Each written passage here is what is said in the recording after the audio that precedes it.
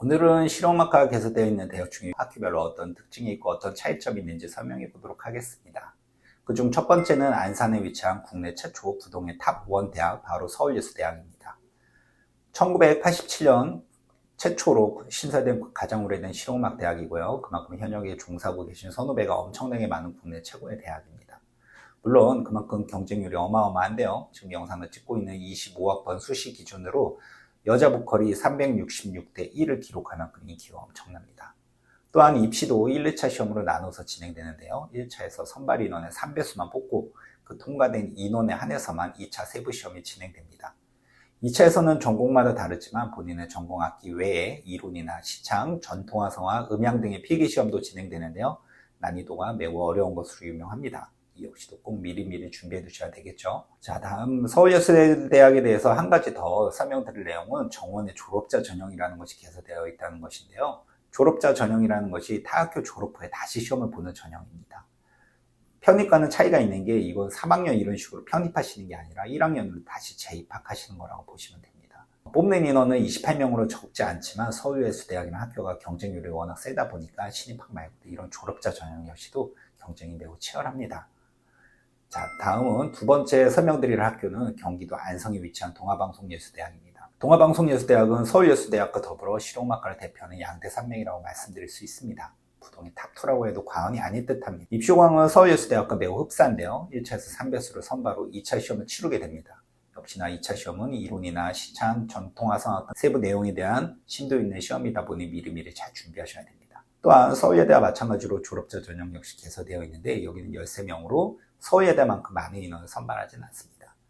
마지막으로 아주 중요한 특이점이 있는데요. 동아방송예술대학은 실용음악과가 실용음악 학부로 승격되면서 기악과 보컬과 작곡가로 각각의 과로 분리되었는데요. 동일 학과가 아니면 복수 지원이 가능해졌습니다.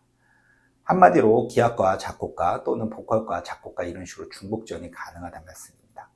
실용음악과의 특성상 두 가지 전공 중에 고민 중인 학생들이 꽤 많으실 텐데요. 이런 학생들한테 매우 희소식이 아닐까 싶습니다. 다음은 세 번째 학교, 가장 최근에 신설된 따끈따끈하고 가장 핫한 학교, 바로 홍익대학교입니다. 홍익대학교 실용음악과는 이름 자체가 주는 신뢰감이 어마어마합니다.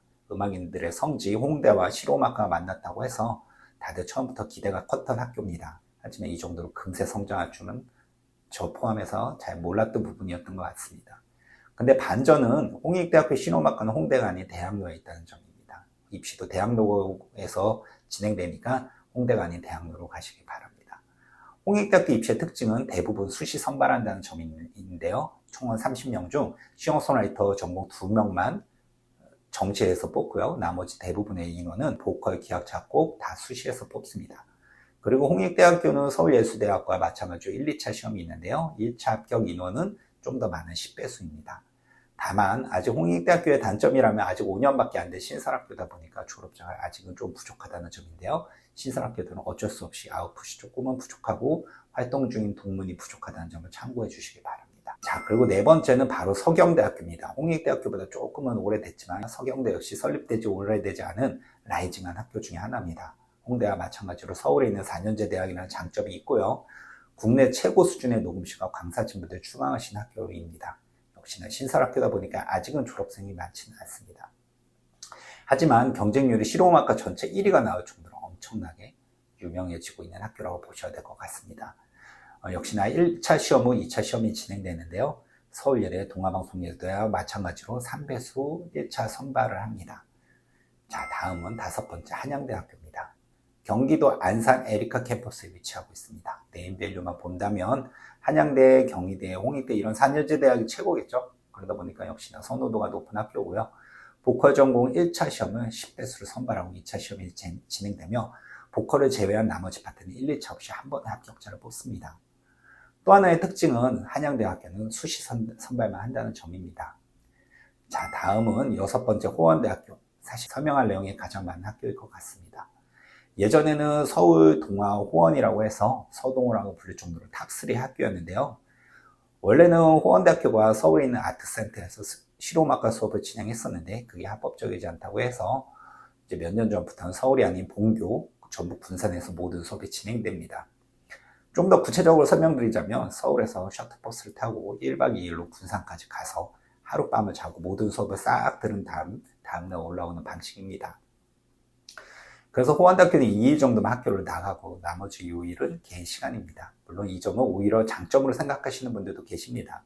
왜냐하면 실용음악과 재학생 중에도 필드에서 이미 활동하고 계시는 분들도 계시고 개인 음악 작업으로 바쁘신 분들도 많다 보니까 이틀만 학교 가고 나머지는 개인 활동 시간이 주어진다는 게 좋을 수도 있겠죠. 하지만 일주일에 한 번씩 지방에 다녀와야 한다는 수고로움, 그리고 대학 생활의 낭만 같은 걸 기대했던 분들은 아무래도 조금은 실망하실 수 있는 부분이 있습니다. 그러다 보니 예전에 수많은 오디션에서 우승자를 배출하며 승승장구하던 예전에 호원대학교에서 약간은 밀리는 그런 모양새라고 보시면 될 것 같습니다. 그 자리는 신설학교 홍대나 서경대 등이 채우는 상황이라고 보셔도 될 것 같습니다. 마지막으로 호원대학교의 특징은 산업대학이다 보니까 정시 지원에 군에 상관없이 중복 지원이 가능하다는 점인데요. 정시 지원은 수시 지원과 달리 가, 나, 다군 이렇게 군별로 한 개씩만 지원이 가능한데요. 호원대학교도 군은 나군으로 분류되어 있지만 산업대학이다 보니까 나군에 있는 다른 학교도 지원하면서 호원대학교 지원이 가능하다는 말씀을 드립니다. 이 점 참고해 주셨으면 좋겠습니다.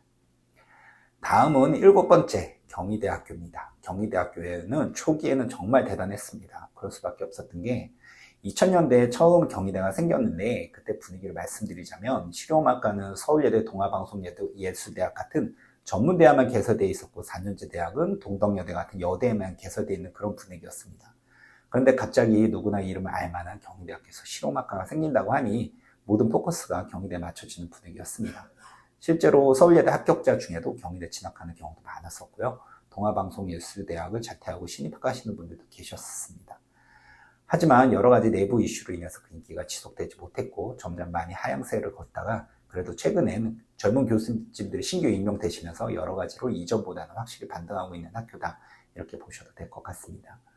그런데 특이점이 있다면 실용음악과는 즉흥연주나 초견, 추가곡 같은 면접을 포함한 입시를 본다고 말씀드렸는데 언제부터인가 경희대는 그러한 것들을 학교 차원에서 금지하고 있어서 이런 것들을 안 시킨다고 보시면 될 것 같습니다. 경희대학교의 가장 아쉬운 부분이 아닐까 생각합니다. 이상으로 주요 실용음악 대학에 대해서 설명드렸는데요. 사실 오늘 설명드린 학교 외에도 명지전문대라든가 백성예대, 여주대, 국제예대 등 좋은 학교가 많이 있습니다. 근데 오늘은 시간 관계상 미처 설명드리지 못한 점 양해 부탁드립니다. 다음에 기회가 되면 다른 학교도 꼭 설명드리도록 하겠습니다. 시청해 주셔서 감사합니다.